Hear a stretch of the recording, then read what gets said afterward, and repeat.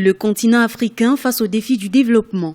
Les challenges sur le plan infrastructurel étaient au menu des échanges lors du Forum économique mondial qui s'est tenu en Suisse du 20 au 23 janvier 2016.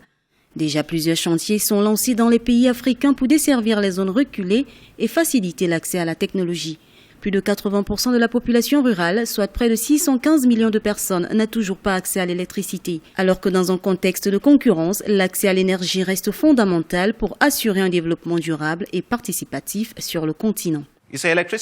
L'électricité est considérée comme le sang, la sève nourricière de l'organisme. Nous devons donc tout mettre en œuvre pour que l'accès à l'électricité soit effectif d'ici 2025. Sans l'électricité, nous ne pourrons pas créer des emplois ni nous industrialiser en Afrique. Le déficit énergétique se présente encore comme un frein au développement du continent. En Afrique subsaharienne, seulement 10% des populations disposent d'électricité dans un contexte où seuls 5% du potentiel hydroélectrique en Afrique est utilisé. Avec un taux d'électrification estimé à 42% sur le continent, on note un déséquilibre dans l'accès à l'électricité.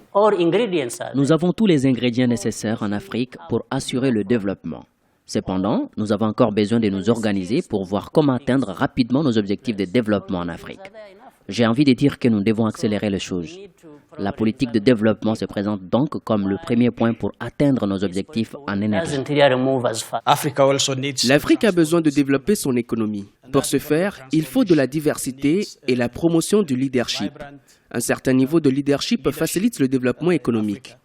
Le transfert technologique permet aussi d'accroître les capacités économiques.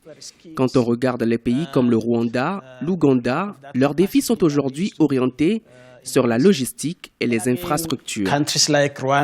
Les défis dans les secteurs de la santé, de l'éducation et de la formation professionnelle sont au rang des priorités des gouvernements sur le continent. Pour atteindre la diversité économique en Afrique, les États s'accordent sur la nécessité de mécaniser l'agriculture afin de migrer vers l'industrialisation à grande échelle. Pour ce faire, les partenariats publics-privés et les investissements directs étrangers sont des pistes que les pays prévoient d'explorer davantage pour atteindre l'émergence sur le continent.